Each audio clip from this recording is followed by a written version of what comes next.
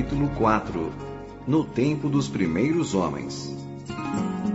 Hoje não mais se ignora que os seres vivos, suas formas, estrutura, funcionamento orgânico e vida psíquica, longe de serem efeitos sobrenaturais ou fruto de acasos, resultam de estudos, observações e experimentações de longa duração, realizados por entidades espirituais de elevada hierarquia, colaboradoras diretas do Senhor, na formação e no funcionamento regular, sábio e metódico da criação divina.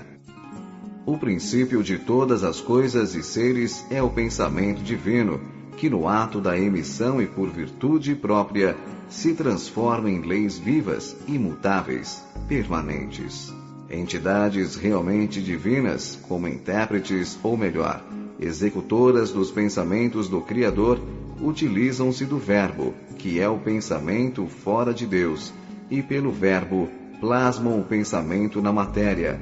A força do Verbo, dentro das leis, age sobre a matéria, condensando-a, criando formas, arcabouços, para as manifestações individuais da vida. O pensamento divino só pode ser plasmado pela ação dinâmica do Verbo, e se este só pode ser emitido por entidades espirituais individualizadas, o que o absoluto não é, intermediárias existentes fora do plano absoluto, as quais possuam força e poder para agir no campo da criação universal. Assim, quando o pensamento divino é manifestado pelo Verbo, ele se plasma na matéria fundamental, pela força da mesma enunciação, dando nascimento à forma, à criação visível, aparencial. Sem o Verbo não há essa criação, porque ela, não se concretizando na forma, é como se não existisse, permaneceria como o pensamento divino e revelado no campo da existência abstrata. Ora, para a criação da terra o Verbo foi e é o Cristo. Paulo, em sua epístola aos Efésios, diz: Deus, por Jesus Cristo, criou todas as coisas. E João Evangelista muito bem esclareceu: no princípio era o Verbo, e o Verbo estava com Deus, e o Verbo era Deus.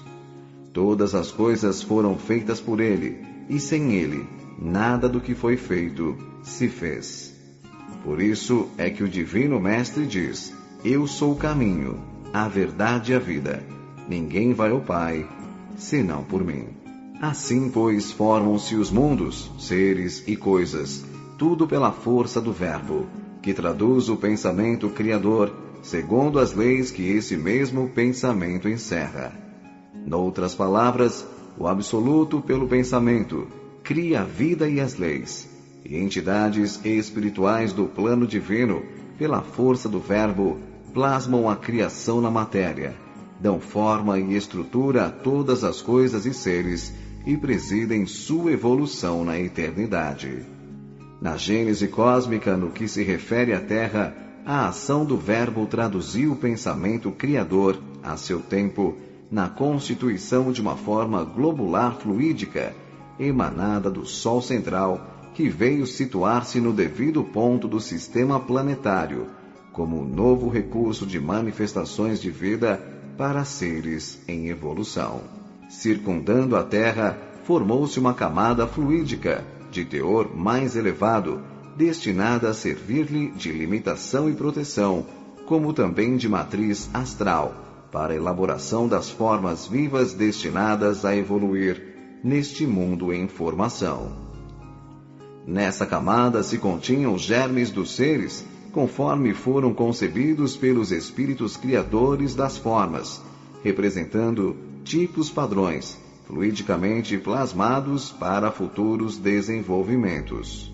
E com o tempo progredindo a condensação da forma globular, segundo as leis que regem a criação universal, os gases internos emanados do núcleo central subiam à periferia do conjunto, onde eram contidos pela camada protetora, e daí, condensados pelo resfriamento natural, caíam novamente sobre o núcleo, em forma líquida, trazendo, contudo, em suas malhas, se assim podemos dizer, os germes de vida ali existentes. Esses germes, assim veiculados, espalharam-se pela superfície do globo em formação, aguardando oportunidade de desenvolvimento, e quando, após inúmeras repetições desse processo de intercâmbio, a periferia do globo ofereceu, finalmente, condições favoráveis de consistência, umidade e temperatura, nela surgiu a matéria orgânica primordial, o protoplasma, que permitiu a eclosão da vida com a proliferação dos germes já existentes, bem como espíritos humanos em condições primárias involutivas, mônadas, aptas ao início da trabalhosa escalada evolutiva na matéria, e outros germes que, segundo a cronologia dos reinos, deveriam, no futuro, também manifestar-se. Os seres vivos da Terra, com as formas que lhes foram atribuídas pelo Verbo e seus prepostos, apareceram no globo há centenas de milhões de anos. Primeiro nas águas, depois na terra, primeiro os vegetais, depois os animais, todos evoluindo até seus tipos mais aperfeiçoados. Segundo pesquisas e conclusões da ciência oficial, a Terra tem 2 bilhões de anos de existência, tendo vivido 1 bilhão de anos em processo de ebulição e resfriamento, após o que, e somente então, surgiram os primeiros seres dotados de vida.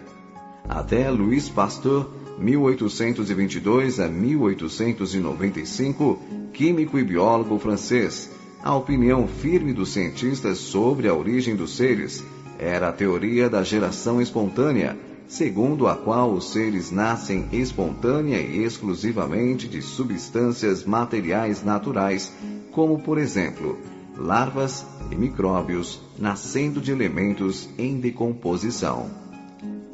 Com as pesquisas e conclusões deste eminente sábio francês, o conhecimento se modificou e ficou provado que os germes nascem uns dos outros, não tendo valor científico a suposição da geração espontânea, conquanto o problema continuava ainda de pé em relação ao primeiro ser, do qual os demais se geraram.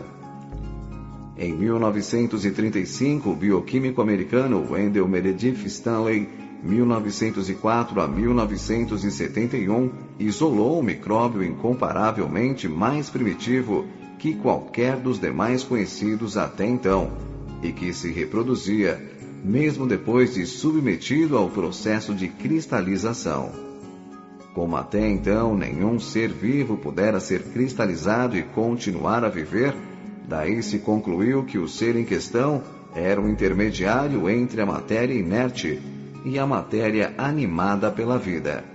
Admitiram os pesquisadores que esse fato veio preencher a grande lacuna existente entre os seres vivos mais atrasados e as mais complexas substâncias orgânicas inanimadas, como, por exemplo, as proteínas. Esse ser seria, então, academicamente falando, o ponto de partida para as gerações dos seres vivos existentes na Terra, os quais, há 1,5 bilhão de anos, vêm evoluindo sem cessar, aperfeiçoando as espécies e suas atividades específicas. Nesses primórdios da evolução humana e no ápice do reino animal, estavam os símios, muito parecidos com os homens, porém, ainda animais, sem aquilo que justamente distingue o homem do animal, a saber, a inteligência. Deste ponto em diante, por mais que investigasse a ciência, não conseguiu localizar um tipo intermediário de transição, bem definido entre o animal e o homem. Descobriu fósseis de outros reinos e pôde classificá-los, mas nada obteve sobre o tipo de transição para o homem. Todo o esforço se reduziu na exumação de 2 ou 3 crânios encontrados algures, que foram aceitos a título precário, como pertencentes a este tipo desconhecido e misterioso a que nos estamos referindo. Realmente, em várias partes do mundo, foram descobertos restos de seres que, após exames acurados, foram aceitos como pertencentes a antepassados do homem atual. Segundo a ciência oficial, quando o clima da Terra se amenizou, em princípios do Mioceno, uma das 4 grandes divisões da área terciária, isto é, o período geológico que antecedeu o atual, e os antigos bosques tropicais começaram a ceder lugar aos prados verdes. Os antigos seres vivos que moravam nas árvores foram descendo para o chão, e aqueles que aprenderam a caminhar, erguidos, formaram a estirpe da qual descende o homem atual. Entre esses últimos que conseguiram erguer-se, prevaleceu um tipo que foi chamado procônsul, mais ou menos há 25 milhões de anos, o qual era positivamente um símio. E os tipos foram evoluindo até que mais ou menos há 1,5 milhão de anos surgiram as espécies mais aproximadas do tipo humano. Realmente, na Ásia, na África e na Europa, foram descobertos esqueletos de antropóides, macacos semelhantes ao homem, não identificados. Nas camadas do Pleistoceno inferior, também chamado Paleolítico, período antigo da Era da Pedra Lascada, e no Leolítico, Era da Pedra Polida, vieram à luz instrumentos, objetos e restos de dentes, ossos e chifres, cada vez mais bem trabalhados. Em 1807 surgiu em Heidelberg, na Alemanha, um maxilar inferior um tanto diferente dos tipos antropóides, até que finalmente surgiram esqueletos inteiros desses seres, permitindo melhores exames e conclusões. Primeiramente surgiram criaturas do tamanho de um homem, que andavam de pé, tinham cérebro pouco desenvolvido, as quais foram chamadas Pitecântropo, ou Homem de Java, que viveram entre 550 e 200 mil anos atrás. Em seguida surgiu Sinântropo, ou Homem de Pequim, de cérebro também muito precário. Mais tarde surgiram tipos de cérebro mais evoluídos que viveram de 150 a 35 mil anos atrás, e foram chamados de Homens do Rio Solo, Polinésia, de Floresbed, África do Sul, da Rodésia, África, e o mais generalizado de todos, chamado Homem de Neandertal, Alemanha, cujos restos, em seguida, foram também encontrados nos outros continentes. Como possuíam um cérebro bem maior, foram chamados Homo sapiens, conquanto tivessem ainda muitos sinais de deficiências em relação à fala, à associação de ideais e à memória.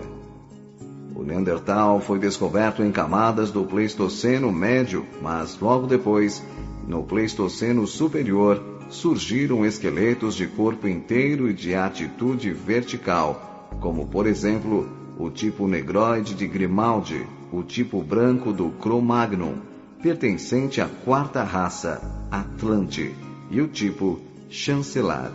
E por fim, foram descobertos os tipos já bem desenvolvidos chamados Homens de Swanscombe, Inglaterra, o de Cangeira, África, e o de Fontchevad, França, todos classificados como Homo sapiens sapiens, isto é, homens verdadeiros. Ainda hoje existem na Rodésia, África, tipos semelhantes ao Neandertal, que levam vida bestial e possuem crânio dolicocéfalo, ovalado, com diâmetro transversal menor que o diâmetro longitudinal.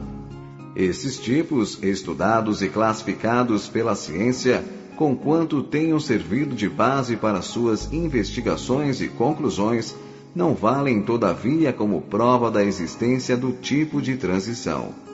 Na realidade, a ciência ignora a data e o local do aparecimento do verdadeiro tipo humano, como também ignora qual o primeiro ser que pode ser considerado como tal.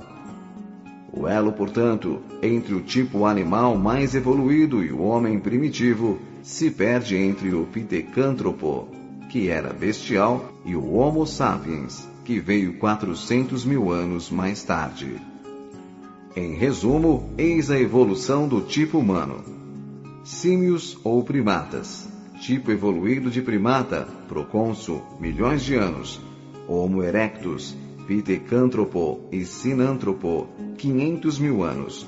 Homo sapiens, solo, Rodésia, Florisbad, Neandertal, 150 mil anos.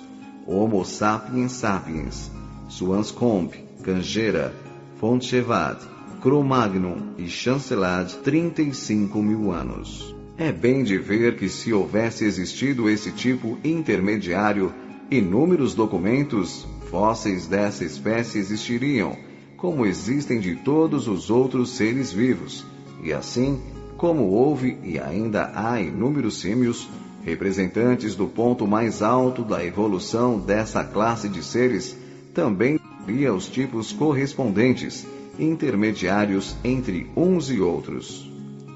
Se a ciência, até hoje, não descobriu esses tipos intermediários, é porque eles realmente não existiram na Terra. Foram plasmados em outros planos de vida, onde os prepostos do Senhor realizaram a sublime operação de acrescentar ao tipo animal mais perfeito e evoluído de sua classe os atributos humanos, que por si sós, conquanto aparente inicialmente invisíveis, dariam ao animal condições de vida enormemente diferentes e possibilidades evolutivas impossíveis de existirem no reino animal, cujos tipos se restringem e se limitam em si mesmos. Sobre assunto de tão delicado aspecto, ouçamos o que diz o instrutor Emmanuel em comunicação recebida em 1937 pelo médium Francisco Cândido Xavier e que transcrevemos em leteres. Amigos, que a paz de Jesus descanse sobre vossos corações. Segundo estudos que pude efetivar em companhia de elevados mentores da espiritualidade, posso dizer-vos francamente que todas as formas vivas da natureza estão possuídas de princípios espirituais. E princípios que evoluem da alma fragmentária até a racionalidade do homem. A razão, a consciência, a noção de si mesmo, constituem na individualidade a súmula de muitas lutas e de muitas dores em favor da evolução anímica e psíquica dos seres. O processo, portanto, da evolução anímica se verifica através de vidas cuja multiplicidade não podemos imaginar. Nas nossas condições de personalidades relativas, vidas essas que não se circunscrevem ao reino nominal, mas que representam o transunto das mais variadas atividades em todos os reinos da natureza. Todos aqueles que estudaram os princípios de inteligência dos considerados absolutamente racionais, grandes benefícios produziram, no objetivo de esclarecer esses sublimes problemas do drama infinito do nosso progresso pessoal. O princípio inteligente, para alcançar as cumeadas da racionalidade, teve de experimentar estágios outros de existências nos planos de vida. Os protozoários são embriões de homens, como os selvagens das regiões ainda incultas são os embriões dos seres angélicos. O homem, para atingir o complexo de suas perfeições biológicas na Terra, teve o concurso de espíritos exilados de um mundo melhor para o orbe terráqueo. Espíritos esses que se convencionou chamar de componente da raça adâmica, que foram em tempos remotíssimos desterrados para as sombras e para as regiões selvagens da Terra, porquanto a evolução espiritual do mundo em que viviam não mais a tolerava, em virtude de suas reincidências no mal. O vosso mundo era então povoado pelos tipos do primata hominus, dentro das eras da caverna e do sílex, e essas legiões de homens singulares, pelo seu assombroso e incrível aspecto, se aproximavam bastante do Pithecanthropus erectus, estudado pelas vossas ciências modernas como um dos respeitáveis ancestrais da humanidade. Foram, portanto, as entidades espirituais a que me referi, que, por misericórdia divina e em razão das novas necessidades evolutivas do planeta, imprimiram um novo fator de organização às raças primigênias, dotando-as de novas combinações biológicas, objetivando o aperfeiçoamento do organismo humano. Os animais são os irmãos inferiores dos homens. Eles também, como nós, vêm de longe, através de lutas incessantes e redentoras, e são como nós, candidatos a uma posição brilhante na espiritualidade. Não é em vão que sofrem nas fainas benditas, da dedicação e da renúncia, em favor do progresso dos homens. Seus labores, penosamente efetivados, terão um prêmio que é o da evolução na espiritualidade gloriosa. Eles, na sua condição de almas fragmentárias no terreno da compreensão, têm todo um exército de protetores dos planos do alto, objetivando a sua melhoria e o amplo desenvolvimento de seu progresso em demanda do reino nominal. Em se desprendendo do invólucro material, encontram imediatamente entidades abnegadas que os encaminham na senda evolutiva, de maneira que a sua marcha não encontre embaraços quaisquer que os impossibilitem de progredir, como se torna necessário, operando-se sem perda de tempo, a sua reencarnação. Qual a forma animal que se acha mais vizinha do homem? O macaco, tão carinhosamente estudado por Darwin nas suas cogitações filosóficas e científicas, é um parente próximo das criaturas humanas, falando-se fisicamente com seus pronunciados laivos de inteligência, mas a promoção do princípio espiritual do animal, a racionalidade humana, se processa fora da Terra, dentro de condições e aspectos que não posso vos descrever, dada a ausência de elementos analógicos para as minhas comparações. E que Jesus nos inspire, esclarecendo as nossas mentes em face de todas as grandiosidades das leis divinas imperantes na criação. Assim, pois quando essa operação transformadora se consumou fora da Terra, no astral planetário ou em algum mundo vizinho, estava ipso facto criada a raça humana com todas as suas características e atributos iniciais à primeira raça-mãe, que a tradição espiritual oriental definiu da seguinte maneira: espíritos ainda inconscientes, habitando corpos fluídicos, pouco consistentes.